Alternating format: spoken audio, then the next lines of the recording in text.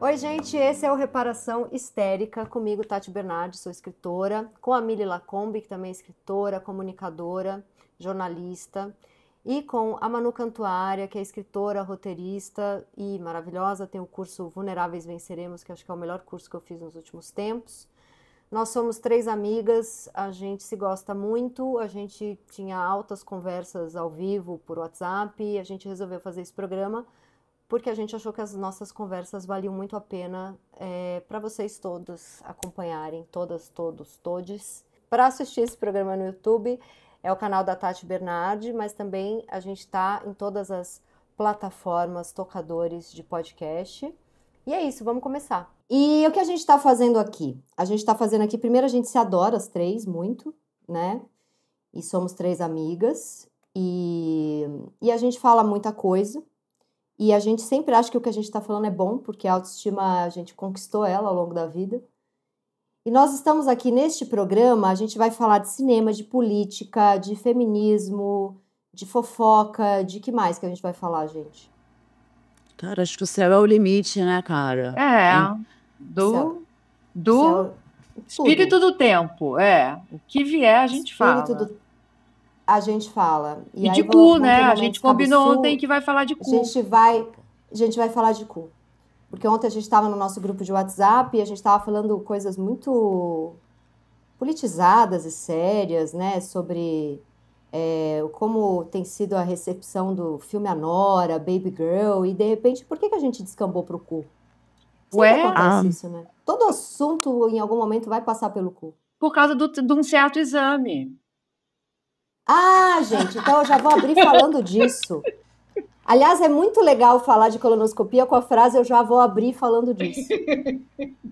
Só que vocês sabem que a colonoscopia caiu, por isso que eu tô feliz. Porque ela caiu. E eu tô muito feliz que ela caiu. Porque é o seguinte, eu faço 46 nesse maravilhoso ano de 2025. E aí, desde os 44, e também porque eu tenho questões que a minha barriga incha, todos os médicos querem que eu faça colonoscopia. E eu tenho muita aflição desse exame. Pois é um momento em que você vai fazer muito cocô, né? Em casa, no hospital, em vários lugares, talvez no carro, indo para o hospital. E eu tenho muita aflição desse preparo, né? Esse preparo que é um pouco humilhante, e também de saber que você vai estar ali, sei lá, em que planeta, e pessoas vão estar introduzindo coisas em você. E hoje em dia é muito legal, porque é obrigatório ter mulheres, né? Isso. Geralmente a anestesista é mulher, né? Cara, porque assim, é tão surreal isso. Sabe que a minha fisioterapeuta falou que quando ela fez faculdade de fisioterapia, cara, eu vou pra um negócio nada a ver, de cu eu vou pra pessoas que querem transar com mortos. É um programa leve. Que é obrigatório. Ó, Manu adorando. Cara, necrofilia, Vocês pô. sabem que eu já vou deixar elas falarem, tá, gente? É a ansiedade que faz isso. Vocês sabem que como chama isso? Necrofilia. Quando a pessoa... Necrofilia? Então, a fisioterapeuta falou pra mim que quando ela estudou na faculdade, e eles tinham que trabalhar com corpos, né? Corpos ali, como é que bota ali um éter? É éter que fala? Embalsamado, eu não faço ideia. E embalsamado, bacaninha ali, um corpo.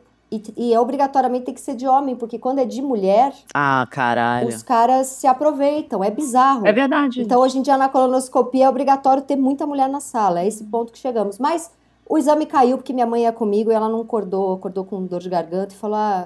E não tem ninguém que dê pra levar sem ser a mãe, né? A Mili levou a ex-mulher, não foi, Mili? Duas ex-mulheres. Mas eu acho que uma foi para com aquele do estômago, gente. Endoscopia. A endoscopia. E a outra Aí foi saiu... para colonoscopia. Gente, assim... Mas você entrou... Não entrei. Você entrou no quarto? Não entrei. Eu levei, se certificou de que haveria mulheres, enfermeiras, que elas ficariam lá. Gente, é uma loucura, né? A que ponto chega... É uma loucura ter que se preocupar Exatamente. com isso. Foi o que ela falou, Exato. assim, eu falei, você tá nervosa por causa do exame? Ela falou, não, eu tô nervosa para saber se vai ter uma mulher na sala que vai ficar lá o tempo inteiro. Não, é obrigatório ter. A última vez que eu fiz endoscopia, eu cheguei nervosa com isso, basicamente. E aí, não, vão ter 2 mulheres dentro. A anestesista é mulher e é obrigatório ter uma enfermeira. Até em exame ginecológico hoje em Isso, dia, se um ginecologista é homem, isso. tem que ter uma mulher junto. Parece que isso mudou, porque a minha ginecologista é mulher, mas as minhas amigas que têm gineco homem falaram que quando tipo, vai fazer uma colposcopia, alguma coisa assim, um Papa Nicolau, entra Tranquilo ser sempre uma mulher, mulher. gente. É super tranquilo ser mulher bom, nesse né? mundo. Eu acho Imagina. legal um negócio que existe, sei lá, uns 10 anos, não sei. Que agora, quando tem cena de sexo em série, em filme, tem que ter. Como que chama aquela pessoa? Que é a pessoa Coordenadora de intimidade. Isso é legal, não é? Isso é Esses- interessante, claro, porque imagina as histórias que a gente já ouviu, as baixarias, as manteigas, as línguas que entram na orelha, porque assim, a gente escreve o roteiro, se pegam forte, se agarram. Como é que vai ser esse agarro? Vai pegar na tua cintura, depois vai botar a mão aqui na sua nuca, não pode vir uma língua na tua orelha não solicitada ali no meio do set, não tava no roteiro. Então, e é muito engraçado, porque eu já fiquei brisando sobre este cargo, e só pode ser uma mulher, né? Claro, óbvio. Tem que ser uma mulher, porque senão, imagina Eu o cara sou coordenador fala, de- meteu a língua. Mas Não, isso coordenador. também Coordenador de intimidade. é a gente tratar o sintoma, né? É normalizar o horror. É. Precisamos de uma coordenadora, Exatamente. porque os homens não sabem simplesmente fazer uma cena sem se aproveitar. É demais, né? Não, nem todo homem. Rolou gente, isso agora com nem aquela mulher todo. lindíssima, né? Que ela tem um nome sexy Sim. também. Como chama ela? É, Aquela loira? Blake Lively. Ah, Blake Lively, isso. E o acusado de abusar é o Justin Baldoni, Isso. que era diretor também. E que no filme é um abusador, né? Isso, Você vê o que filme é aí sobre violência doméstica. Olha que coisa maravilhosa que ela passou no set. Inclusive, neste programa de hoje, a gente vai falar muito de alguns filmes que a gente tá doida pra falar, que a gente já falou bastante por WhatsApp, mas depois a gente vai entrar num tema que eu já vou avisar aqui, porque a gente pensa, vamos deixar rolar naturalmente, como diz aquele lindo pagode, mas eu acho legal a gente tentar realmente não deixar de falar desse tema, porque a Mili levantou, que são as pequenas microviolências, né, que a gente tem nas relações, porque a violência mais óbvia é aquela que não tem, né? Ela tá ali, escancarada. Mas tem aquelas microviolências, assim, que eu fiquei lembrando, por exemplo, de um namorado que eu tive, que ele se irritava porque meu inglês não era bom. Então a gente ia jantar com uma galera, assim, ele morou fora 20 anos, veio de família rica. Meu inglês era um curso ali de bairro, e era um inglês ali, né? E aí ele se irritava muito com isso, e ele passava a noite inteira sem olhar na minha cara, ele depois me deixava em casa sem olhar na minha cara, e fazia depois um ostracismo de línguas. E ele comigo, admitia porque eu que não era falava por inglês. isso? Era porque você não falava inglês? Aí um dia ele admitiu, isso faz muito tempo, eu tinha, sei lá, menos de 30 anos. Mas aí depois a gente foi ver o Oscar juntos uma vez, e eu não estava entendendo porra nenhuma, depois eu estudei mais inglês, mas naquela época eu era mais deficitária. E eu quis escutar aquele pior Oscar que de fato é quando tem a dublagem simultânea. E aí para ele foi o limite. Aí ele deu um tapa na mesa e falou, para mim não dá. Pessoa que escuta o Oscar com tradução simultânea de algum brasileiro. Não, ele realmente... Eu achava isso uma microviolência. Claro que perto do que mulheres sofrem, eu já sofri também, é uma grande bobeira, mas era uma coisa elitista, Não é bobeira. né? Classista, assim. Não é bobeira. É um processo de humilhação mesmo, é para te diminuir. A questão com as microviolências é que elas são muito eficazes. A gente tende a passar por cima, não vê, às vezes a gente vai embora e pensa, será que foi isso que aconteceu? Não, ele não faria isso comigo, né? Mas são violências muito graves, assim. Quando eu nasci, eu estava pensando isso essa noite. Meu pai me registrou a revelia. Ele pegou, minha mãe estava ainda na maternidade, ele registrou meu nome, porque ele queria que a primeira filha tivesse exatamente o nome da tia que criou ele. Maria Emília Cavalcante Lacombe. Minha mãe não queria esse nome. Eu não tenho o sobrenome da minha mãe, gente. Meu pai era um homem. O seu nome foi uma microviolência que seu pai fez com a sua mãe? Isso. Que não é micro, é uma violência. Eu não tô nem configurando como micro, não, tá? Eu acho que essa aí já deu uma... Ela é uma boa violência. Eu não tenho. Uma subida de Eu não categoria. É porque às vezes a gente pode pensar que violência deu um tapa, sei lá, né? Então. Não, mas e o meu pai, um homem doce, um homem que me criou como sujeito pleno, um homem que eu nunca vi gritar. um homem que foi, assim, o herói da minha vida. Quando eu entendi o que era isso, e minha mãe até hoje se magoa, ela quer que eu vá ao cartório mudar, mas, gente, agora eu não vou ao cartório. Pelo amor de Deus, mudar todos os Não, documentos. Isso. o Brasil já tá aí todo, já te conhece Uma todo hora mundo. dessa, pô.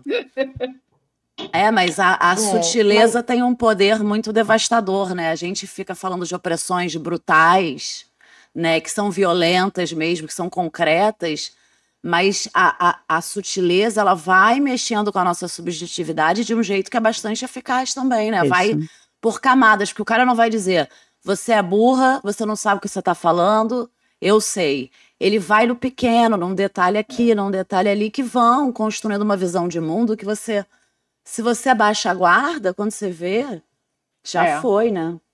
Você sabe você começa a assistir uma bosta e não sabe nem direito de onde tá é vindo. esse o efeito. Quantas vezes, eu já vi isso várias vezes, assim, o namorado, o marido fala pra mulher assim, gente, vamos jantar no restaurante, e o cara fala, amor, não vai pedir sobremesa, né? Agora que você tá tão gostosa. Nossa, sim. Não estraga tudo com esse brigadeirão. Exato. Não, é horrível. É isso, é uma horrível. microviolência. Eu tô pensando numa relação que eu tive que tinha uma cobrança pela superioridade de caráter. Aí é muito específico. Como era? Que era uma coisa assim, se eu tava muito brava, se eu tava muito puta, isso não era legal. O legal é pelo você amor de ser Deus. uma pessoa com uma certa superioridade de caráter, sabe? Sim. Então, eu me via, eu fiz terapia, acho que por uns 2 anos, porque eu fui procurar terapia achando que eu era uma pessoa má. Porque, assim, as coisas que vinham, claro, que se você tá numa relação íntima, a pessoa vai ver de tudo, né? Então, não vinha só generosidade, bondade, vinha, tipo, falava mal de alguém, vinha raiva, vinha inveja, somos feitos de tudo isso, certo? E Certo. quando vinha esses lados mais sombrios, não é a palavra, mas Acho que faz enfim, sentido, normais. sombrios. Eu gosto.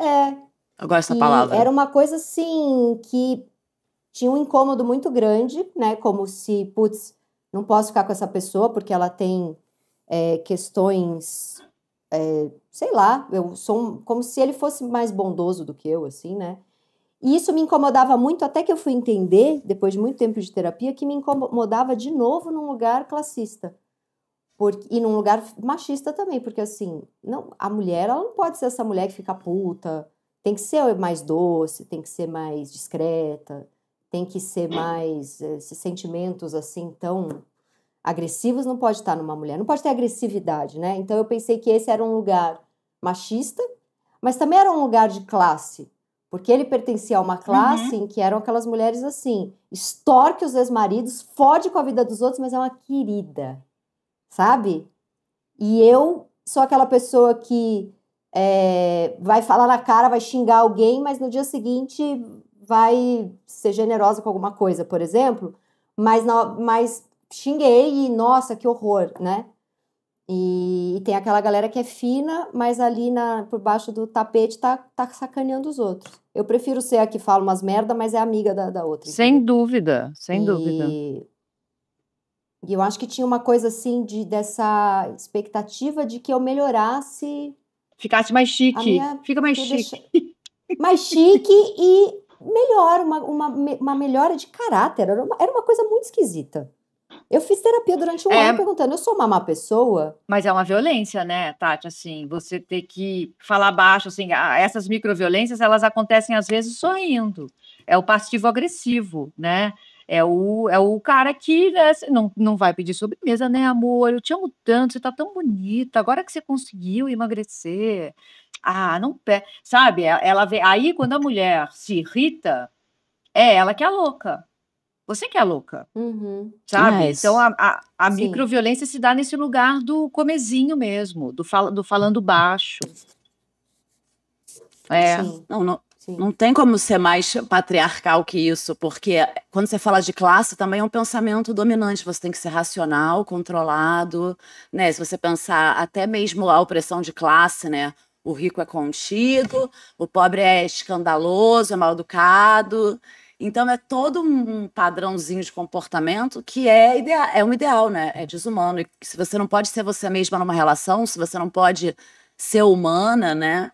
É muito esquisito e é muito hipócrita É muito também, esquisito. E né? como faz para ser mulher Mas eu nesse me mundo percebo, sem gritar, gente? Como que faz para a gente Hã? ser mulher nesse mundo sem gritar? não se mantém em lugar nenhum.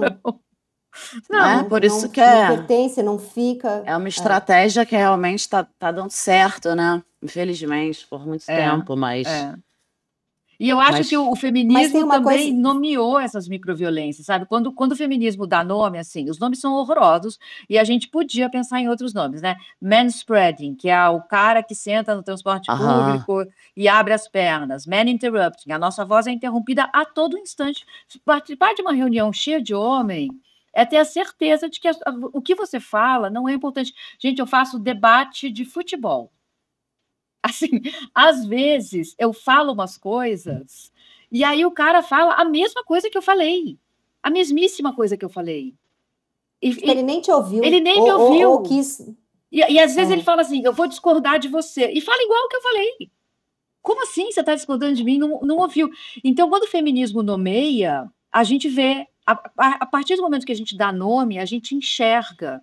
É tipo, debater com homem também, eles não podem não dar a última palavra. Uma vez eu estava no Amor e Sexo com a Djamila, tinha um cara lá, que era em tese, um cara todo correto na sua masculinidade, e a gente começou a discordar dele, Djamila e eu. E a Djamila falou, Mili, quer ver que ele não vai parar enquanto a gente não parar? E a Djamila falou, vamos, que tinha uma hora para acabar o programa, então ficavam acelerando, assim. E a Djamila falou, não vamos parar, vamos continuar. Então ele falava, a gente falava. Aí ele falava, aí a gente falava. Aí não acabou.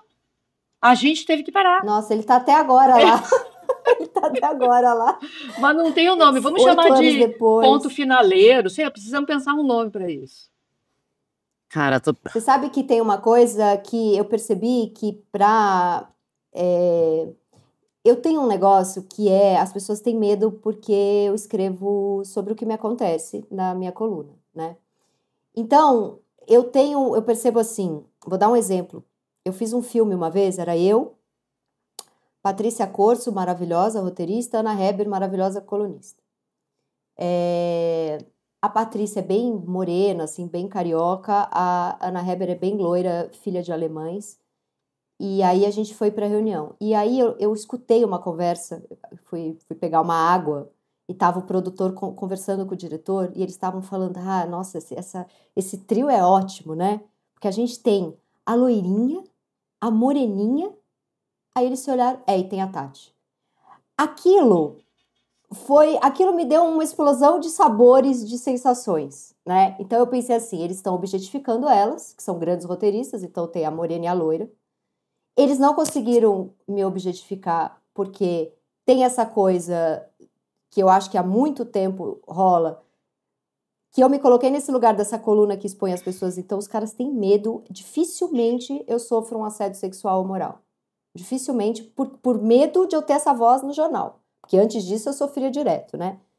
Mas, ao mesmo tempo, eu senti como se, por eu estar nesse lugar de um certo poder de expor eles, eu fosse menos sexy, eu tivesse virado um cara. Então, eu não quero ser a loirinha e a moreninha, eu quero ser a Tati. Eles, né? Mas, ao mesmo tempo, isso me tira de um lugar que talvez me interesse num outro momento, não ali naquele contexto de trabalhar, de fazer um roteiro, mas isso eu já percebi que aí pode atrapalhar a minha vida sexual, porque num momento em que eu gostaria de ser olhada como uma gostosa. Não, mas ela é... Entendeu o que eu tô falando? A frase era muito ruim de todos os lados, assim.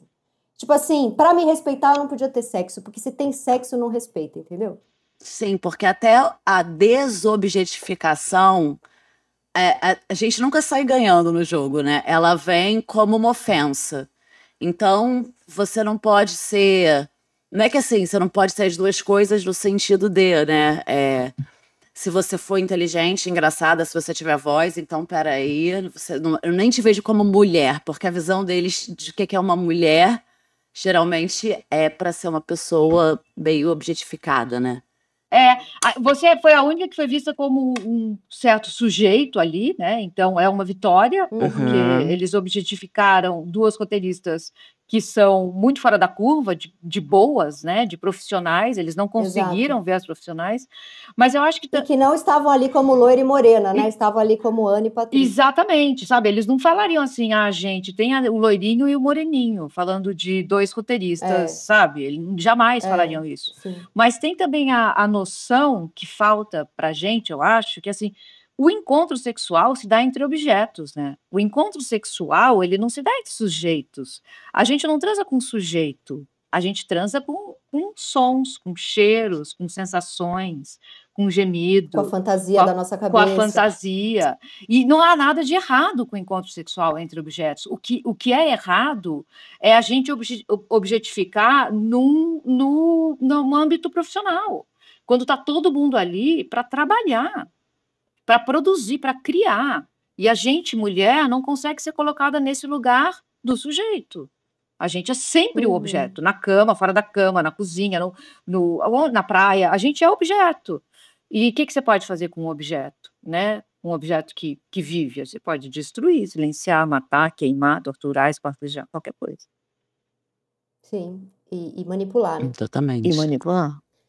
E nesse clima de esperança, de crença na humanidade, de amor pelo outro, quero trazer aqui agora, a gente continua aí no tema das microviolências, que na verdade a gente só foi para grandes violências, a gente não conseguiu falar de microviolência, tudo é violência. Falemos! Né? Mas eu também queria fazer... Não, o que eu quero dizer é, elas não são micro, elas são violências, né? Elas são micro, mas são violências. E eu queria fazer um parênteses também, que assim, eu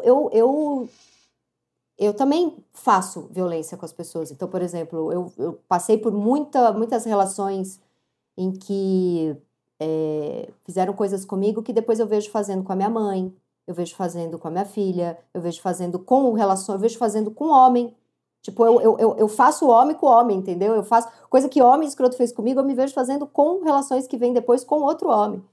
Então, só porque também não estamos aqui santas e tá, essa merda tá dentro da gente também, né? Sim, a gente foi socializada, a gente não foi socializada em mártir, né? A gente foi socializada com as mesmas regras patriarcais que regem essa sociedade. Eu, lésbica, tenho muita LGBTfobia dentro de mim. Eu fui criada para ter, eu preciso me desvencilhar disso, sabe? Eu já falei coisas machistas, até hoje eu preciso me desconstruir do machismo que me habita. Então, a questão é a gente orai e vigiai, como diz o livro sagrado, sabe? É constante, gente. Sim, porque é uma lógica, essa lógica patriarcal, ela é de dominação, ela é pautada pelo poder, ela é pautada pela competição e a gente também tem o nosso lado sombrio, a gente tem nossas inseguranças, a gente tem nossa vontade de pertencer, de se sentir, né, de se validar, de ser aprovada. Então, a gente tá apta a fazer muita merda.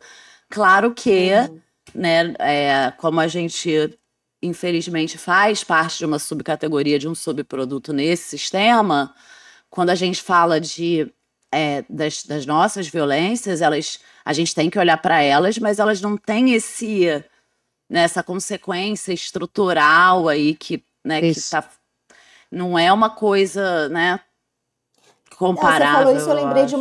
Você falou isso, eu lembrei de uma cena de um tempão atrás, assim, que eu flertei com um cara e eu tava numa situação um pouco, assim, a pessoa era um parceiro meu de trabalho, só que eu tava numa situação de estar contratando, né? E eu flertei e depois eu fiquei muito mal falei, foi ruim, né? E ele deu risada, porque numa festa, assim, meio eu tentei beijar, e eu falei, foi ruim, foi um assédio? E ele deu risada e falou, eu tenho 1,90 m, Tati. Então, assim, não se preocupe. E eu fiquei pensando que por mais que a gente também possa fazer isso, não tô dizendo que mulher é mais frágil, mas assim, eu tenho 1,60 m, né? Se eu for tentar usar minha força contra um homem de 1,90 m, vai ser sempre menos escroto do que um homem de 1,90 m tentar usar uma... Tem sentido isso que eu tô falando? Ou é assédio igual? Mas é aquela história, não existe racismo reverso, né? Não existe, porque isso não está estruturando a sociedade. A gente pode meter os pés pelas mãos e tentar dar um beijo em alguém que talvez a gente não devesse, ou ficar com alguém, mas isso não é, isso é a gente dando vazão a um sentimento. Quando é estrutural, é completamente diferente, porque isso está estruturando a sociedade da maneira como ela é. Tem um comediante americano que fala muito bem sobre racismo reverso. Ele fala, gente, se os negros tivessem passado 400 anos oprimindo brancos, por exemplo, no Brasil, e depois não tivesse uma política, emancipa todo mundo, mas não tem uma política de inclusão social, a gente poderia falar em alguma coisa como reverso, racismo contra branco, né? Mas não existe isso, né? Porque o racismo não existiu na história, nunca. Nunca, exatamente. Então, é justamente o que nos estrutura enquanto sociedade. Então, não existe Muito machismo bom. reverso, não tem nada, não tem esse reverso, né? Não, me parte de uma autoestima tão interessante da parte dele, porque assim, você está falando de assédio numa dinâmica de trabalho, então, isolando a questão do gênero, que é muito difícil fazer, descontextualizando, que é impossível, você estava acima dele, num cargo Sim. acima dele, portanto, né? Então, é isso, é por isso que você falou. Ai, foi estranho, desculpa, nada a ver, né? Não tem a ver com o tamanho dele ou com, né? É só uma ética profissional, né? E mesmo a gente num cargo de chefia máxima, a gente ainda pode passar por situações muito absurdas de subordinados, né? Isso não protege a gente Exato, disso. Manu, isso é muito importante, exatamente. Mas você sabe que vocês estavam falando, e eu lembrei também que uma vez no trabalho eu me interessei por uma pessoa que trabalhava lá, e eu estava hierarquicamente acima dela. E eu ficava pensando assim, eu posso, eu não posso? São duas mulheres, o que que a gente faz a partir desse lugar? E só o fato da gente se questionar já é tão mais do que acontece com os caras. Já é tão mais, né? Exato, exato. Sim. Bom, vamos entrar agora no que a gente queria ter começado o programa e não conseguiu, porque a gente começou a falar das microviolências, que são grandes violências, e se animou. Mas que a gente vai continuar no tema dessa fantasia maravilhosa, que é você achar que vai viver uma história de amor com tanta coisa que dá errado. No meio disso tudo, a pessoa fica meio deprimida. Que são 3 filmes que a gente tem falado muito, nós 3, no nosso grupo de WhatsApp, que é o Baby Girl, o Anora e o... Substância. Substância. Queria começar com o Baby Girl, que rolou uma comoção assim nas minhas redes sociais, das mulheres falando que é um filme misógino, que essa mulher um filme que diz que essa mulher não pode desejar porque se ela tem que ter um final feliz, o marido tem que... Vai ter spoiler, tá, gente? Dos 3 filmes que a gente vai falar, vai ter spoiler, senão a gente não consegue falar, Exato. certo? Então, momento spoiler. Pelo amor de né? Deus. E eu fui meio sozinha ali. Eu amei esse filme, eu amei Baby Girl. Amei. Aí eu não sei se é uma coisa geracional, né? Que eu tava conversando com algumas amigas de 30 e poucos, assim. Eu tenho 45. Que não gostaram do filme, acharam que essa mulher devia poder viver a sexualidade dela sem depois ter que ficar tudo bonitinho com o marido e fazer o finalzinho feliz, e parece que ela tem que ser punida por isso. O que vocês acharam do Baby Girl? Fala, Manu, porque eu não vi, eu vou comentar o tema. Então, vamos contextualizar, né? Porque Baby Girl é sobre essa mulher madura, bem-sucedida, CEO supostamente de si mesma, de uma empresa de tecnologia, um casamento... Robótica, eu adoro. Uma coisa, essa empresa meio... Claramente uma empresa inventada da cabeça de um roteirista, né? Essa parte do filme me perde um pouco, porque... Sabe quando você escreve a cena e o chefe fala, cadê os relatórios? Os relatórios não estão prontos, sabe? Ninguém fala isso, só na novela. Exatamente. Então, essa empresa tem uma coisa assim, mas eles gostaram dessa rima dela, né, ocupando uma esfera de poder, né? Então, ela vive esse sonho americano, né? Porque ela tem uma família linda, casada com o Antônio Bandeiras há não sei quantos mil anos, e sexualmente ativo o casamento dela. Ele quer transar com ela o tempo inteiro, é louco por ela. O clássico, né? Exatamente. Tem uma coisa assim, sucesso, né? Bem-estar, plena. E aí, esse filme, na verdade, eu queria falar que ele já me ganha na primeira cena, que mostra ela transando com o marido, em cima dele, Essa cena é pô, e foda. gemendo macio, encolhendo a barriga, jogando o cabelo, né? E quando eles acabam de transar, né, ele apaga, né? Já não tem aquela vitalidade, ele dorme, e ela Dorme. se esgueira para outro canto da casa, tasca um pornô de submissão no celular e se masturba. E a diferença do gozo, quer dizer, não era um gozo que a gente estava vendo na cena anterior. Aí a gente entende que o que a gente estava vendo com o marido era uma performance. Era uma Porque cena. quando ela goza se masturbando e vendo aquele vídeo, ela solta um grunhido gutural, né? A É muito bom cara esse dela, começo. o corpo dela retorce, é um gozo de verdade, é primal, é instintivo, né? Materialidade do corpo. Não é ideal feminino patriarcal, né? Aquela coisa Meio delicada, sensual. graciosa, Sim. contida, que geme baixinho. É uma coisa explosiva, tanto que ela até enfia a mão na boca para não acordar o marido, os filhos, né? De tão intenso que é aquilo.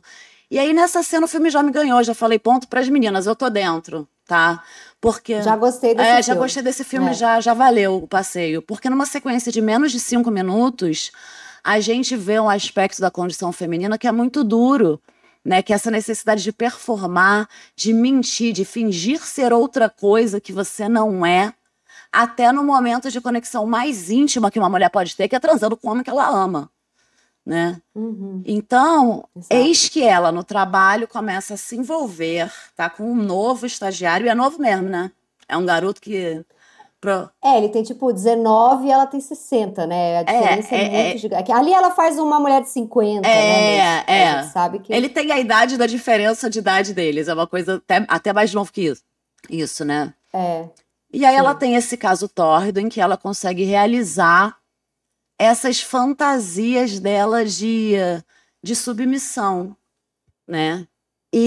Não, e aí tem a cena que eu falei, olha, eu vou contar uma coisa muito engraçada. Eu vi esse filme num shopping, numa sessão assim, tipo sexta, 6 da tarde.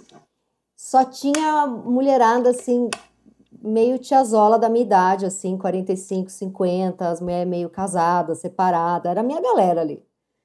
E aí tem uma cena nesse filme, eu fui com uma amiga minha, que também é a mesma idade que eu e tal. E aí tem uma cena que ela vê ele controlando uma cachorra, né? Um cachorro violento, que solta o cachorro e ele vai pra morder a perna de um homem, ele vai meio que pra pegar ela. E aí ela fica assustada com aquele cachorro e chega esse menino lindo e só controla o cachorro. Lindo e ela fica isso. meio fascinada com aquilo, é lindo. Depois ela vê que esse mesmo menino é o novo estagiário dela. E ele se olha, ele faz uma provocação ali com ela, tal, e aí um dia ela fala, me faz um café, bem mandando nele assim. Aí ele faz o café e é muito lindo, porque ele é meio tímido, ele quer fazer esse jogo, mas ele também não sabe fazer. Aí ele faz o café para ela e ela fala, como é que você controlou aquele cachorro? Aí ele fala, eu tinha um biscoito no bolso. Aí ela fala, e você anda com biscoitos por aí? E ele responde, por que você quer um? Meu Deus. Eu estava no cinema com as tiazolas da minha idade, a galera berrou no cinema. Eu tava com a minha amiga, a gente se olhou, a gente... Pensa, umas 30, 40 berrando. Elas berraram. Eu falei, isso é cinema. Foda-se depois o que vai ficar de debate acadêmico, intelectualizado. A mulherada do cinema berrou nessa cena. Tipo, ele perguntou se ela quer um biscoitinho. Eu vi ali que todas aquelas mulheres queriam ter esse estagiário que desse uma leve humilhadinha nelas, entendeu? Mas você imagina... Eu amei esse filme. Então, eu não vi e amei essa primeira cena aí que a Manu descreveu. Vocês imaginam que existe uma geração, ou muitas gerações de mulheres que não gozaram? Que não sabem o que é gozar? O gozo como direito. Eu acho que esse berro, queremos o biscoito, meu querido. Sim, queremos esse biscoito. Eu acho que tem uma coisa muito poderosa aí, de queremos o biscoito. Sim, é direito humano gozar, né? Mas eu acho que trabalhar nessa inversão, que é uma inversão, pelo que vocês estão contando, é uma inversão, né?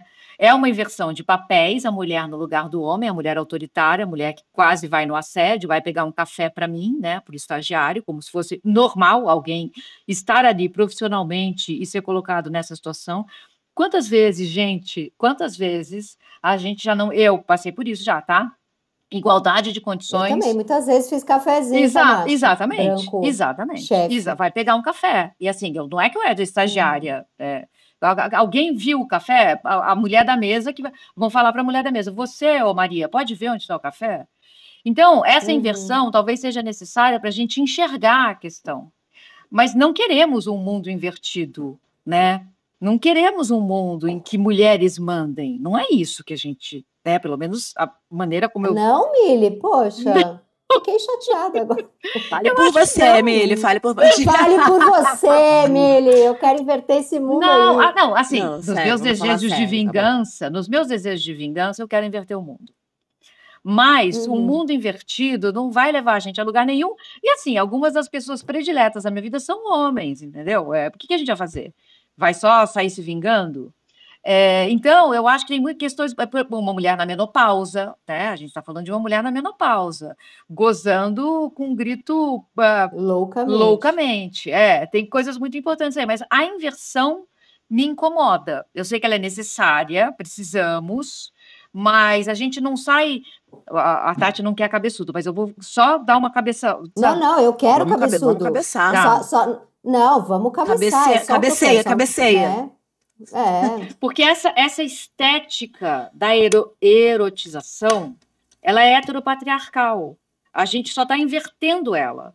A gente não está fazendo um encontro de iguais. E isso não quer dizer que no encontro sexual você não possa querer ser submissa. Não é isso. No encontro sexual há espaço. O encontro sexual de iguais com consentimento, há espaço para esses papéis serem trocados. A gente só não pode normalizar posições e depois inverter elas, entendeu? O Paul Preciado fala desse encontro sexual Robocop e Alien. O Robocop sendo o homem que tem o direito, cuja soberania é dada pelo direito à violência, e Alien, a mulher, cuja soberania é dada pela procriação. Esse encontro é a erotização de uma estética que precisa morrer para que a gente se encontre sexualmente. Porque é sempre pelo poder. Que é sempre pelo poder. É isso. Então, mas aí tem uma coisa que, assim, às vezes esse jogo sexual do poder que vai servir para eles transarem começa antes. Porque muitas vezes o jogo sexual ele é mental. Aí é um negócio que eu sempre me pego quando eu faço lá meu podcast de psicanálise, eu sempre venho para isso. Porque, para mim, isso funciona muito, imagino que para muita gente. Eu sou uma pessoa muito mental. Então, muitas vezes, o jogo de sedução, para mim, muitas vezes é o que é feito e dito fora de um contexto para transar. Ele é a luz do dia, entendeu? E nesse filme eu acho que é isso que eles estão fazendo, essa provocação à luz do dia é o que vai deixando eles doidos para depois ter explosão sexual, mas é quando ela pede o café e ele fala, mas eu tenho um biscoitinho para você. Aí ela fala, então vai lá na minha sala. Aí ele fala, então eu vou marcar um horário de reunião que você não pode, e eu aposto que você vai. Aí ela marca num lugar distante. Aí ele fala, você quis um lugar em que a gente pudesse fazer barulho e ninguém ouvisse. Eu acho que esse jogo começa antes, entendeu? E não dá para dizer que ele não é sexual. Mas aí eu acho difícil realmente você estabelecer um limite, né? Aqui estamos no profissional e aqui estamos no sexual em relação a essa relacional, né? E eu acho que ela consegue separar bem. Eu acho que o filme tem uma questão que ele separa bem as esferas, né? Porque eu acho que, para mim, o que é muito interessante que vai muito além dessa rima da dinâmica de poder, né, no filme, que é o fato dela ser CEO da porta para fora e cafezinho, e aí submissa, né, entre quatro paredes, que eu acho que fica meio... Tá, entendi já a rima, né? Claro que vai misturar na questão profissional, mas é sobre desejo reprimido, né? Essa mulher botou na cabeça que ela não podia ser CEO, esposa, mãe, feminista e, ao mesmo tempo... E, além de tudo, gozar. Submissa na cama. Só que, para ela, submissa na cama significa gozar, né? Porque ser submissa não orna com a persona dela. Não é normal. Ela fica falando o tempo inteiro que ela quer ser uma pessoa normal. né? Sim, ela fala, eu sou suja, eu tenho desejos sujos. Essa é a parte do filme que me irrita.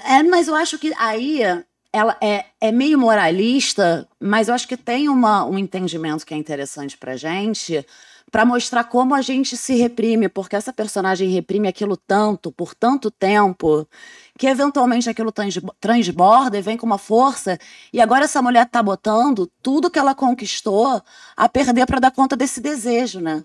Tem uma hora que o gostoso fala lá pra ela, vem cá, você tá me usando pra jogar tudo pro alto, é isso? Eu adoro essa. É tão genial esse Porque diálogo. é isso que o desejo reprimido faz. Ele saca.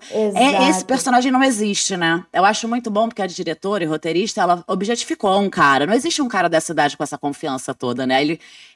Ela criou este homem, já que... Mas tem uma coisa muito bonita quando eles deitam ali, que ele vai dormir na casa dela, né? Dorme na cama dela, tal. E ele fala, você acha que eu sou um cara mau? Você acha que eu sou um cara... Ela falou, não, eu acho você maravilhoso, você entende o que o outro precisa, né? Quando ele fala, eu acho que você... Ele fala bem baixinho na reunião, eu acho que você quer ser mandada, né? Ele entende. E tem aquela outro diálogo brilhante, quando o marido fala, ela te usou, isso aí, qualquer leitura de Freud básico 1 vai te dizer, o desejo masoquista da mulher é um desejo do homem, ele mete uma psicanálise de boteco ali. O menino, na simplicidade dele, que é uma coisa geracional, né? Porque o outro tá todo estruturado, né? Pela idade dele, tá? O outro tem essa coisa dessa fluidez de cara mais novo. Ele fala, não, você tá completamente errado. Era só uma coisa que ela queria viver, não tem nada a ver, né? Ele dá uma... E aí o outro tem uma crise de pânico. Eu amo, gente, eu amo esse Mas sabe uma outra coisa? Fala. Desculpa, gente. Aquela que não viu, mas vai comentar. Eu não vi, mas vou comentar. Por favor, pelo amor de Deus. Porque assim, foi dado um spoiler aí, que se eu entendi certo, a família foi mantida. Né? Foi mantida. Não existe filme feito em Hollywood que a família não seja mantida.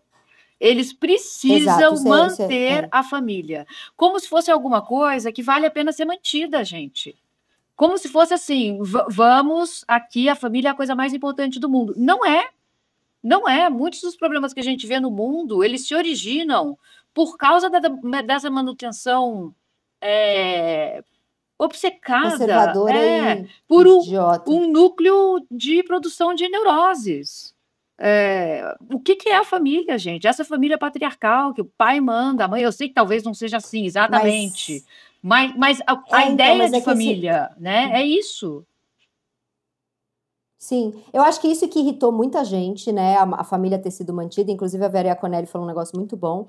Ela falou o poder, a força do desejo é justamente que ele pode destruir essa família. Então, quando a família dá certinho no final, tira um pouco a potência desse desejo destruidor, né? Mas tem uma coisa que eu acho que é o seguinte, ela ama ele e ele é um puta cara legal. Eles vivem uma relação de amor. Ele era um babaca porque ele tinha um olhar conservador e idiota pro sexo, mas a partir do momento que ele dá a volta nisso e fala, tá bom, eu vou te comer como você quer e eu vou curtir fazer isso. Eu acho que ele é um cara que merece essa chance, entendeu? Não era um cara... Puta, ele é muito apaixonado por ela, ele é um puta pai, ele é um Antônio Bandeiras, que eu acho mais gato do que o menino. Não sei, eu acho que é um filme... é uma putaria sessão da tarde total, porque ele dá a esperançazinha no final de que as famílias podem ser felizes e, né... Mas eu não sei, eu gostei dessa esperançazinha. Eu acho esse final um pouquinho meio mais ou menos, e eu concordo com essa visão da Millie, que existe esse moralismo, ainda mais quando a protagonista é uma mulher, né? Porque a família é acima de tudo, né, gente? Porém, eu acho que tem uma coisa bonita nesse arco dela, libertadora, porque, assim, como ela não pôde viver o prazer dela durante tanto tempo, ela vem com esse desejo destruidor, né? Então, assim, se ela não podia viver o prazer dela porque ela é casada, porque ela é CEO, porque ela tem uma família, beleza, chegou uma hora que o corpo se rebela, o inconsciente se rebela, então bora sabotar a porra toda, então. Né? Não seja por isso. Então agora ela quer gozar, ela quer viver o prazer dela. E aí ela passa a priorizar o prazer dela, porque ela passou os últimos 40 anos só se importando em pertencer, né? Com o Ela resto. vai de um extremo para o outro. Então é uma história muito profunda nesse sentido, principalmente para uma mulher que já é colocada nessa subcategoria e se esforça mais ainda para pertencer. Porque assim, o que eu acho legal desse final é você pode ter prazer e pertencer, né? A personagem da Isso. Nicole, ela também encontra o caminho do meio ali, mas para isso ela precisa Exato. integrar todas as partezinhas dela e Não, e seguir é uma inteira, coisa. né? E tem uma coisa muito legal que é até como funciona homem, né? Que tem a pra casar e tem a pra trepar. Então ele vai viver toda a coisa deliciosa, tal, com a puta, né? E vai casar com a mãe dos filhos. Esse filme diz: trepe como uma puta com a sua mulher, né? E dá pra integrar as duas coisas, dá pra amar e ter tesão, porque essa coisa também de separar é um lugar bem machista de se colocar a mulher, que era onde ele colocava um pouco ela antes. Na hora que ele pode transar com ela, vivendo lá os desejos dela, que num primeiro momento ele estranha, mas depois ele embarca, eu não sei, essa esperançazinha eu não acho ruim, mas eu acho ruim se fosse: vou ficar num casamento de merda porque preciso manter a Claro. família. Mas eu Aí é acho que muito tem uma ruim. outra coisa também, gente. Assim, por que é que você dá vazão ao seu desejo por outra pessoa é motivo para que uma família termine, que o casamento acabe? Eu não consigo entender isso também. É Ah, a tal ah, da monogamia. Assim, total. então vamos ser em o mesmo corpo, a gente concentra a para casar e a para trepar, ou para casar e ou para trepar, que também é um conceito muito machista e misógino, né?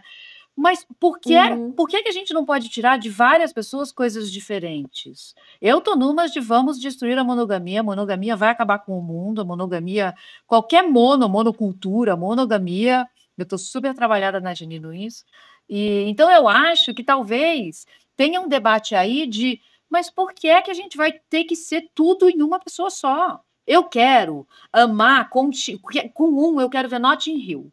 Com o outro, eu quero ser uma puta. Com o outro, eu quero viajar para fazer um retiro, sei lá onde. Por que é que não podemos ser tudo isso com outras pessoas? Ai, porque eu acho, eu concordo com o que você está falando, mas já me deu uma preguiça de ter 3 aí. Ah, muita preguiça. Preguiça. Não, isso sim, muita preguiça. Mas, ao mesmo tempo, se você tem esse desejo, a minha preguiça vem de um lugar de Sim, não tem que estou poder desejando. viver, Se é. tem o desejo, acho que é legítimo você Eu viver. acho que eu fiz parte dessa coisa bem escrota, patriarcal e machista, que é toda a relação que eu vivi, ela foi de certa forma aberta, porque eu pude viver coisas, eu tenho certeza que os caras viveram coisas, só que a gente nunca se falou e fez de conta que nada estava acontecendo. Eu acho que essa discussão de que agora pode se falar sobre isso, ela é É. interessante, mas eu ainda não alcancei esse lugar. Então, Sim, é isso, né? Quando a gente tem Hollywood, pensamento dominante, claro que a gente vai cair nesse lugar, até porque essa mulher é bem obcecada com a imagem dela. Ela é CEO, ela tem que ter um marido, ela tem que ter uma vida estável doméstica, né, para poder tocar Uhum. lá a boiada dela. Mas tem uma coisa da dramaturgia contemporânea que eu tô ficando meio impressionada, que tá velho isso de tipo, um grande conflito vai destruir a família porque vem à tona a informação de que uma mulher traiu o cara uma vez. Uma O vez. disclaimer é Uma assim, aquela vez. novela do é Netflix, verdade. Pedaços de Mim, é Exato. assim. Ela também, ela falou, Exato. transei com um cara uma vez, o Antônio Bandeira, já você não pensa na sua família. Falei, Exato. Isso é gente, muito. assim, e eu já vivi um relacionamento de 10 anos, que também chegou nesse acordo aí da Tati, mais ou menos, a gente chamava de semi-aberto, mas não tinha esse tipo de crise, porque descobria-se que você transou com uma vez com outra pessoa. Eu não consigo imaginar que relacionamentos, eu acho que existe, claro, mas fica uma coisa, parece que eles viram eles apertam o parafuso por um lugar muito maluco, que já não faz sentido, que você fala, bom, então eu tô achando esse personagem masculino um baita de um escroto, porque por que que ele tá O tendo disclaimer me irrita. demais, Eu não? adorei disclaimer. Eu adorei, mas me irrita muito o Borá, É o que aliás Borá tá ainda ótimo. por cima. É o Puto Bora. da vida, porque aquela mulher que tá há 30 anos com ele traiu ele uma vez e faz 20 anos. Não, a Gente, última Pelo amor de frase do Deus, não é nada. disclaimer, a última frase do disclaimer me destruiu, porque eu não tinha ido para aquele É lugar. boa demais. Eu não tinha, É eu não, boa demais. eu Você preferiu isso, que eu tivesse sido violentada do que eu tivesse isso. transado com prazer. Prazer, É porque maravilhoso. é esse lugar do prazer. Gente, eu pelo menos, eu fui educada para entender o seguinte: se você casar na época em que eu achei que eu ia conseguir viver uma vida heterossexual, se você casar com um homem, dá para ele toda vez que ele quiser, porque senão ele vai comer fora. Ou seja, a culpa do homem ir transar fora é sua. É sua. Então, quantas vezes eu já, em relacionamentos com homens, já não transei sem querer? Um puta de um saco. O bom é que acabava rápido, entendeu? Você finge lá alguma coisa e acaba rápido. Acabou, fim, já posso sair daqui e fazer outra coisa. Quantas mulheres não vivem assim, gente? Quantas mulheres... Sim, muito, muito mais do que quem tem vida livre e gostosa. Muito mais ruim. E essa história de Certeza monogamia é só para mulher. Isso só existe para mulher, né? Então, é tudo muito... Acho que os debates são ótimos, eu vou ver o filme, tá? Tenho certeza que eu vou gostar do filme, mas acho que é isso. Eu acho, assim, para resumir o que eu acho desse filme que eu não vi, é o seguinte: a inversão funciona só para a gente nomear a opressão. Acho que é isso. Sim, achei bom. Tem uma coisa muito legal que tem rolado, que é, hoje em dia, as pessoas não falam mais... Isso a Manu levantou num outro grupo que a gente tem da Folha de São Paulo, eu achei maravilhoso. As pessoas não falam mais se gostou ou não gostou do filme, as pessoas discutem profundamente como que se aquilo fosse um estudo sociológico, sexual, de gênero, de época, né, Manu? E tem até... Tem aquele negócio que você entra lá pra fazer resenha de filme, como é que chama? Letterboxd. E a galera fica comentando a personagem como se fosse uma pessoa real, né? Uma história que tem a ver com todos nós, e etc. E tem, né? Cara, real. tá muito estranho, né? Isso. Como, né, a minha pesquisa é meio baseada em análise, em construção de personagem feminina e tal, e é muito engraçado porque eu começo a sentir que isso está acontecendo com o filme quando as pessoas começam a perguntar: o que você achou desse filme? O que você achou de Pobres Criaturas? O que você achou de Emília Pérez? O que você achou de Substância? O que você achou de Baby Girl? O que você achou de Baby Girl? O que você achou... E aí, quando você vai ver o que as pessoas estão falando, parece que tem dois filmes diferentes rolando na praça, né? Sim. Emília Pérez vai de uma sobreposição de equívocos, de uma catombe, para uma obra magna. E aí as pessoas... É muito engraçado que uma pergunta que as pessoas me fazem, não em relação a Emília Pérez, mas esses outros filmes que eu citei, que é: mas é feminista ou não é? E eu falo: gente, é um filme, tá? Não sei se... Precisa militar o tempo todo? Às vezes é só arte. Claro que as narrativas, elas moldam a nossa realidade. Isso é comprovado. Então, a minha pesquisa, inclusive, se baseia nisso, né? Em mensurar esses impactos subjetivos dessas narrativas na gente. Beleza. Mas não é só isso. Não é só... Às vezes, por uma linguagem simbólica... você pode ter uma coisa que é super libertadora. Então, assim, você não vai conseguir colocar um filme que tem muitos elementos inconscientes, porque quando a pessoa escreve, filma uma coisa, ela vai projetar numa caixinha, né? Então, assim, encontrar esse lugar de um horror, não, é uma obra-prima. A maioria desses filmes que eu citei, inclusive, eu não consigo cravar. Sim. Né? A gente não vai cravar, a gente não vai ter certeza, a gente não vai ter resposta, a gente vai ter vários pontos de vista.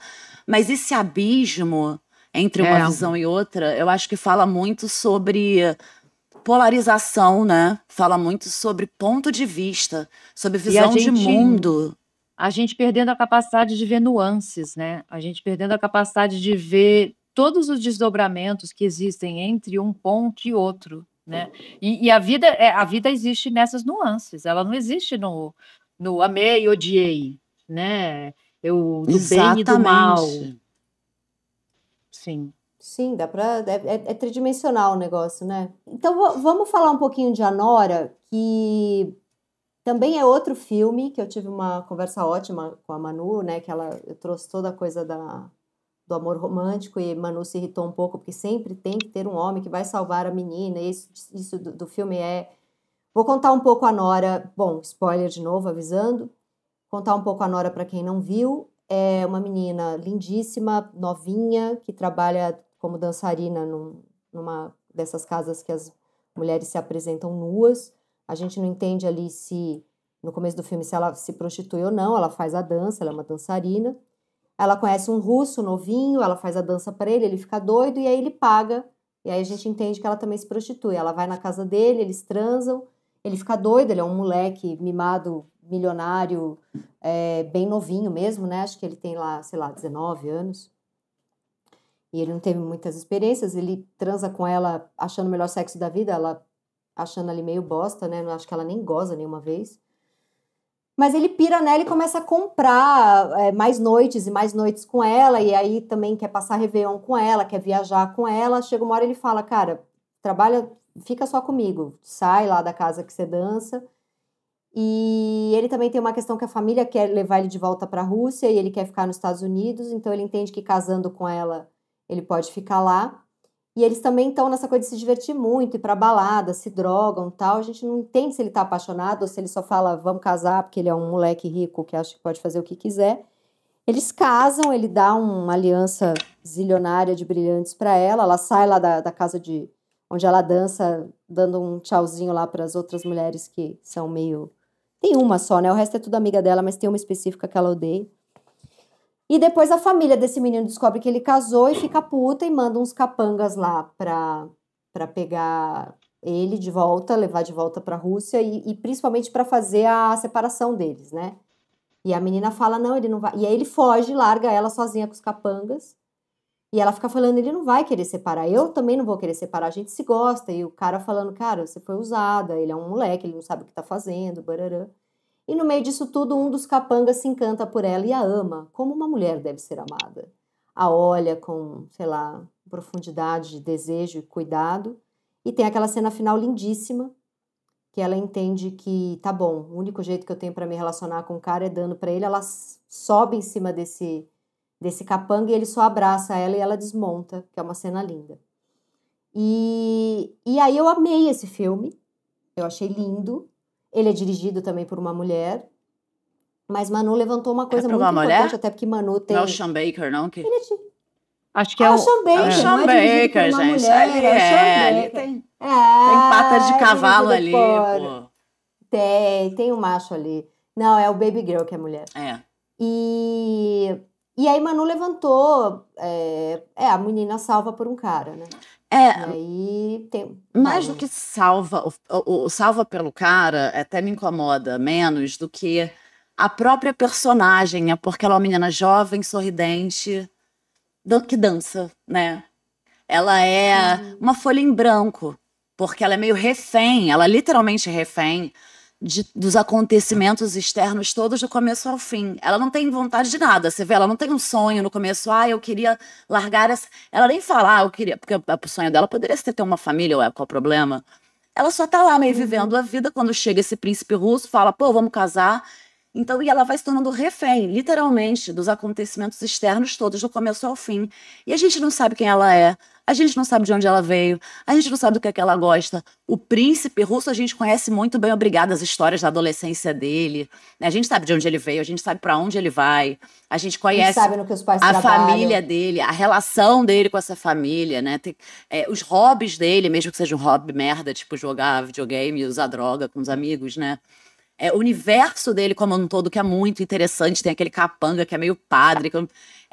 A Nora, a gente não sabe quem ela fica assim. É verdade.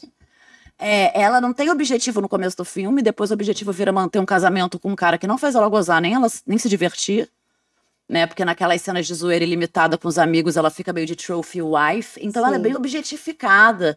Ela vai, primeiro ela é meio que uma dançarina, então tá objetificada. Aí ela vira uma trophy wife, né, na cabeça desse menino russo. E de repente ela vira uma puta, né? Quando chegam esses capangas, chega a família e fica falando, você casou com uma puta? Mas ao mesmo Eles querem tempo, anular o casamento, mas né? ao mesmo tempo ela tem uma força. Ela tem... tudo isso... Ela tem. Ela bate de frente com o cara lá que é dono da casa que ela dança. Ela bate de frente com a menina que provoca ela. Quando os capangas chegam, ela encara ali que eles ficam desesperados. Como é que a gente vai dar conta dessa mulher? Ela tem quando chama ela de puta, ela enlouquece. Ela tem essa força. Ela é uma sobrevivente, pelo visto. A gente vê uma única cena. Ela reage, né? A gente vê uma única cena dela voltando para uma casa muito pobrinha, que ela mora com uma outra mulher que ela odeia, que a gente não entende se é a irmã dela. A gente sabe que ela é muito pobre e muito novinha, né? Eu, com a idade dela, também não sabia o que eu queria da vida, não. Ela é muito novinha. Meio que o sistema levou ela jogou ela nesse lugar aí, né? Ela é meio uma sobrevivente mesmo. Mas eu vou cometer com tudo que a Manu falou. Vai, amiga. Eu vou cometer uma opinião sobre um outro filme que eu não vi, que tá virando uma especialidade minha, né? Cara, eu tô amando. O que eu acho, assim, o recado que parece que fica não é que a mulher não pode ser salva, mas ela tem que ser salva pelo cara certo. Parece que é isso que acontece. O cara certo salva ela. Não o cara errado. A mulher está ali para ser salva. E acho que essa ideia do príncipe, ela é muito complexa da gente reproduzir. Acho que vale o debate, o filme deve ser ótimo, vou ver. Mas a ideia de que a gente precisa ser salva, de que o sonho dela era ser salva, e também a ideia, gente, assim, vamos trazer para a vida real. Ela é uma trabalhadora sexual. Chegam 2 capangas russos para lidar com a situação e ela não foi estuprada por eles? Na vida real? Tem essa cena, ela fala, você não quis me estuprar, ele fala, né, ela fala pro capanga que ela se apaixona, né? Aposto que você queria muito me estuprar. E ele fala, não sou esse tipo de cara, né? Tem esse momento. Não, então, isso já não é real, isso é tipo unicórnio. O capanga é um unicórnio. Eu falo, é o caçador da Chapeuzinho Vermelho, entendeu? Total. Nem todo homem Chapeuzinho.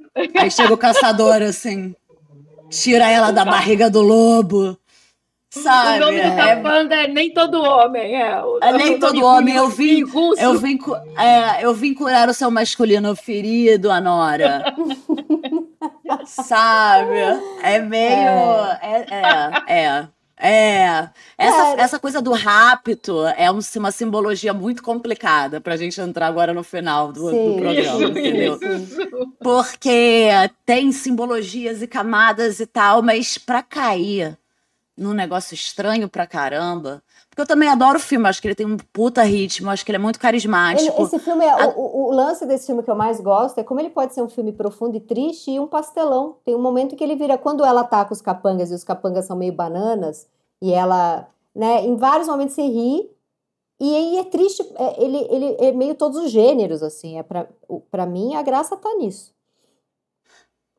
Mas eu acho que tem uma coisa, se a gente olhar com carinho até para esse arco dessa personagem que é salva, ela tá num lugar que toda mulher, eu acho que assim, é uma fase da vida que você tá muito aberta para se relacionar. Uhum. E aí ela dá para ver quando ele fala casa comigo que ela fica assim, mas ela fica deslumbrada com um ideal superficial, né? Ela fala, bom, ele tem muito dinheiro, a gente se diverte, eu não gozo, olha lá de novo o desejo reprimido, o prazer que você não tem. Aí você topa por convenção social, você cede, né, a um parceiro, de repente você está refém de uma história. Quem nunca viveu isso, que atire a primeira pedra, que você sofre por um cara que nem você queria no começo. E a dor de sofrer por uma pessoa que você não queria no começo não é a dor de ser abandonada, rejeitada ou traída por ele, é de ter se traído lá atrás. Exatamente, perfeito. Sim. Maravilhoso. Né? E tem paradoxo tudo na cara dela. Tem um paradoxo perfeito, tem um paradoxo perverso nessa história que é assim, a ideia de que a mulher precisa ser salva. Salva do quê? Salva de quem? Exatamente daquele para quem a gente está entregando nossa salvação. Uhum. Ela precisa ser salva por um homem de outros homens. Ela precisa ser salva do cara que ela achou que salvaria ela, né? Que é um clássico, a gente precisa ser salva dessa ideia de masculinidade, a gente precisa ser salva dessa ideia de heteronormatividade, a gente precisa ser salva do patriarcado, a gente não precisa ser salva por um homem disso, eles também precisam ser salvos. Aí é que tá, todos precisamos nos salvar. Ai, que bonito, e quem vai salvar a gente? Eu achava que era o a Lula, gente mas pode ele tá salvar falando uma muita gente. besteira. Eu achava que era o Lula, mas faz 3 semanas ele tá falando muita besteira. E é um homem Não, também. ele não é ele. Não é ele, gente. Não é ele. Ele está Ai, intoxicado dessa masculinidade da qual a gente precisa se Ele salvar. tá, gente. Ele fala que a Tá. democracia é gostosa que nem amante. Ai, Não, achei não, aquilo um gente, assim, desrespeito. é tudo calma, errado. Ai, Tudo não errado. sei, É. achei Tudo errado, tudo ali, errado. tudo errado. Tudo, Bom, tudo errado. Podemos tudo até fazer um errado. programa sobre isso. Vamos fazer o programa, o que aconteceu com o Lula. Bom, agora só para encerrar, vamos falar então um pouco, já que a gente prometeu que falaria, do Substância. Cara, eu não tenho muita opinião sobre esse filme. Ele não me pegou nesse lugar de grandes debates. Ele me pegou num lugar de ter uma estética bonita que eu gosto, quando tem essa direção meio publicitária, assim. Eu sei que parece escroto falar isso, mas eu acho que esses diretores que às vezes vão para uma estética publicitária até para tirar um sarro do que seria a publicidade, né? Essa coisa do outdoor, da mulher linda, das cores. Eu gosto quando tem isso, então acho que é bem dirigido, eu gosto. Teve esse milhar de discussões, mas eu não consegui entrar nessa profundidade toda. Eu achei o filme, essa coisa do body horror, meio... Qual que é o nome que tem quando é mais nojentão? É isso mesmo. Não me pega. Gore, Eu né, fico... gore. Tem um momento ali que tá meio... Que a ferida ali já tá toda cheia de pus e ela continua enfiando um negócio. Quase morri vendo aquilo. Eu ficava querendo sair, assim, do filme. Eu não odiei, como um monte de gente odiou, mas também, pra mim, ele é um filme ok, assim. Não me pegou em muitos lugares, não. Olha, Agora, a cena dela se maquiando e vai começando a ter um surto e vai tirando a maquiagem, eu acho incrível. Pra mim, o filme é aquela cena. se ela ganhar o Oscar por causa dessa cena em cima da Fernanda, eu não vou mais gostar dessa cena, mas essa cena é boa. Eu também não. Não, é imperdoável. Agora, Não dá. eu acho que é um filme, a premissa é muito boa. O que a gente é capaz de fazer para continuar jovem e dentro de um certo padrão estético, mas o método que foi usado, eu não, se eu estivesse vendo no cinema, esse filme eu vi, gente. Esse filme eu vi. Eba! Se eu estivesse vendo. Chegou em Gonçalves. Chegou. Se eu estivesse vendo no cinema, eu acho que eu levantaria e sairia, porque eu não lido bem com esse grotesco. Aquela câmera dentro da eu boca também. do cara, mastigando, aquele cara nojento, sabe? Camarão, né? Quando ele vai demitir ela, é tipo comendo, assim, bem objetificando ela e jogando Não fora. lido bem. E eu acho que eu entendi, eu um só filme bem entendi toda a complexidade do filme quando eu vi a crítica do André Alves, do querido André Alves, do Vibes em Análise. Vibes em Análise, Maravilhoso. Aí eu falei, eu entendi, mas eu não vou ver de novo, não. Mas o que ele fala ali que te pegou? Ele vai na minúcia de tudo o que a gente faz, ou tudo que a gente se submete por se encaixar dentro desse padrão, e como essa pressão é violenta com os nossos corpos. E ele analisa as cenas, porque eu não tinha entendido psicanaliticamente com aquela profundidade. E quando ele vai nas cenas, ele faz no Instagram dele, na verdade, Sim, é longo, muito bom. né? Aí eu falei, cara, tem muita coisa aqui, é um filme muito bom, assim, mas é tipo ver, não quero comparar, porque os filmes do David Lynch eu conseguia chegar no fim, sem precisar, eu vi no fast forward, algumas cenas eu fechei o olho, nas outras eu berrei, mas é um filme que fica acontecendo depois que ele acaba. Eu gosto desses filmes, sabe? Que a gente... Eu gosto também, eu gosto. Mas é que eu achei que a discussão que ele traz, de até onde a gente vai pela beleza, ela meio que tá aí o dia inteiro, sendo discutida verdade. em redes sociais. Ela não me pareceu nada novo, Tem razão. entendeu? Eu acho me pareceu mais ousado pelo nojo que causa Tem do que razão. pela discussão. É por isso que eu acho que me incomodou um pouco.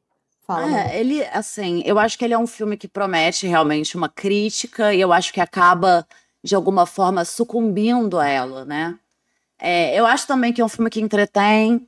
Eu acho que não entrega representação feminina porque essas personagens são completamente ocas, elas não têm subjetividade, ponto de vista particular, elas não têm uma relação, elas não têm um hobby, elas não têm uma característica singular, né, que não seja quero me sentir linda, né? E aí eu fiquei pensando muito como nessa coisa dessa mulher que internaliza a visão dominante, porque é isso que acontece com as duas, né? E eu acho que isso acontece também com a diretora e roteirista do filme. Porque quando a Margarina Qualley, que é a Margaret Qualley, ela entra em cena, ela é retratada como uma mulher superior a Demi Moore e ponto. Não é uma característica do universo do filme, das regras daquele jogo. Ela é representada como melhor. Não tem estranhamento, não tem questionamento, não tem nenhuma quebra de expectativa nesse sentido, como se fosse um fato mesmo, entre uma mulher razão, atraente mais velha e uma mulher atraente mais jovem. A jovem é superior porque ela é mais jovem e isso é indiscutível. Então tem um etarismo entranhado ali, muito ressentido, né? Até quando a personagem da razão. Demi Moore entra num surto de sair cozinhando e comendo, porque agora ela pode, né? Sim. Isso é representado como uma coisa nojenta, asquerosa para uma mulher, veja bem, que engorda. E não era uma chave prazerosa, nutritiva, sensorial, libertadora, né? Meio tipo a Bella Baxter lá de Pobres Criaturas, enfiando 2 pastel de Belém na boca, né? Não existe um aspecto vantajoso na velhice dessa personagem E da ela vai Demi. apodrecendo, é como se, né, essa coisa da velhice como um lugar nojento. O André Alves fala isso, né? É um filme que diz que envelhecer pode ser muito nojento. Então, eu acho que a Coralie, a diretora, ela de fato escolheu o horror porque em algum lugar ali ela sucumbiu a esse horror também, Com entendeu? certeza. Porque ela parece que vê... O ponto de vista do filme é assim. Tem uma rebelião ali no final, né? Sim. Elas se rebelam. É bom, é uma mulher que se rebela contra o criador também. Quando ele fala, eu criei essa mulher que vai entrar no palco, né? E entra um monstro. E aí entra aquele monstro. Eu gosto criou da cena. mesmo. O monstro é o que as pessoas mais odeiam, talvez seja uma das coisas que eu mais gosto do filme. Eu gosto daquela massa amorfa ali que forma no final.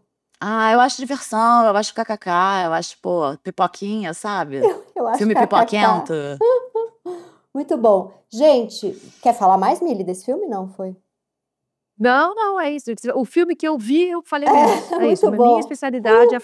A especialidade de Mili Nasce são uma os filmes que ela, né, especialista. nasce uma especialista em Cara, filmes que por nunca favor, viu. não assista os próximos filmes que a gente Ó, vamos encerrar então falando o que a gente está lendo, o que a gente está assistindo, sei lá, alguma dica cultural. Vamos.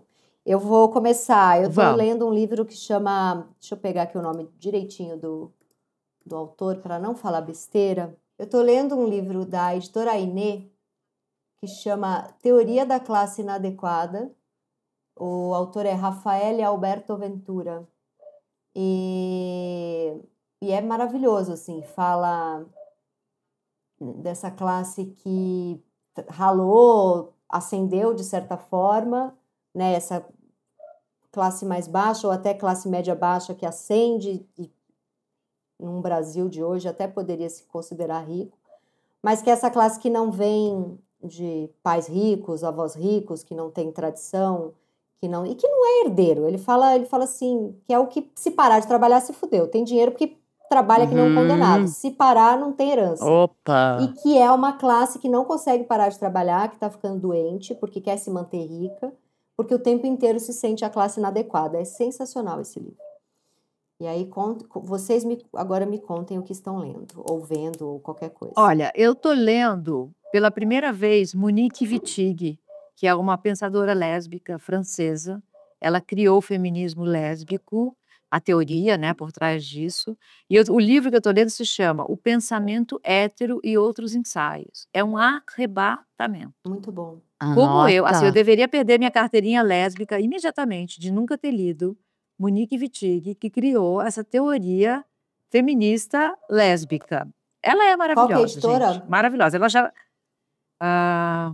boa pergunta. Quer que eu olhe aqui? Vou ver aqui. Deixa eu olhar aqui para você. Monique Wittig. E a classe É inadequada. que Eu tô anotando tá aqui tudo. no Kindle, então eu não estou conseguindo chegar eu na vejo aqui editora, no mas eu vou Google. chegar. Qual que é o nome do livro mesmo? O Pensamento Hétero Pensamento Hétero. e Outros Monique. Ensaios. Monique. Eu queria ter te conhecido antes, meu amor. A Monique já morreu, mas todos os dias de manhã, depois da yoga, eu faço uma oração às escritoras que me antecederam. Autêntica. E agradeço. Autêntica, Muito isso. bom. É isso mesmo, agora eu vi. Autêntica. Monique é Vou maravilhosa. comprar, gostei da dica. E tu, Manu? Gente, eu tô num campo aqui mais lúdico, tá? Eu tô lendo a Rosa Maria Monteiro, A Louca da Casa. e eu É tô, bom assim, demais. É bom demais. obcecada. Eu leio 3 páginas, eu preciso andar em círculos pela minha casa 30 minutos, aí eu sento, leio. Então, é uma coisa incrível entrar na cabeça de uma mulher escritora, né? Tipo, é um livro sobre literatura, mas é um livro também sobre sei lá, parece uma viagem, assim, Não, ela é foda, um buraco incrível. da Alice. Entrar na cabeça de uma mulher incrível como ela e muito inspiradora. Eu acho que tô apaixonada. A edição da Todavia, bem bonita a edição. E é isso. Tô nesse buraco. Excelente dica. É bom Vou demais, começar gente. hoje. É um sabor. E a Manu deixou pra falar a palavra... Eu ganhei da Boucher. Ah, é? Muito bom. Ganhei faz esses dias. E Manu deixou pra falar a palavra todavia no fim do programa, não vamos falar nada. Eu falei assim, vocês viram a minha cara de paisagem quando saiu Todavia da minha mão? Já falamos muito, eu já também, assim, foi importante toda a discussão. Aqui, ó, com essa me despeço. Então, boa. Foi, gente, tá esse tudo foi bem. o Mas, primeiro... porém, todavia. Porém, todavia. Então, este foi o primeiro episódio do Reparação Histérica, que este programa maravilhoso tem a vida longa. Você escuta aí em todos os tocadores, assiste no meu canal de YouTube, que em breve eu vou passar todas as informações, porque qual é meu canal de YouTube, Bully? Como é o nome dele? Tati Bernardi. Tati Bernardi é o meu nome, no caso. E vai ser sempre toda quarta-feira. Gente, obrigada, Tá bom. maravilhoso. Primeiro episódio espetacular e até semana que vem. Amei cada segundo. Amei cada Amei segundo. também. Bom, Reparação Histérica chegou ao final. Não se esqueça de se inscrever lá no canal da Tati e seguir todas nós nas redes sociais. O meu é @Tati Bernardi e tem @emilacombe para seguir a Mili Lacombe, @Manuela Cantuária e o meu, como eu já falei, @Tati Bernardi. E esse programa, ele tem a arte da Tereza Bettinardi, produção do Lucas Bulli e Marco Antônio D'Angelo, e produção eu mesma, porque eu me enfio em tudo e vou fazendo. É isso. Obrigada.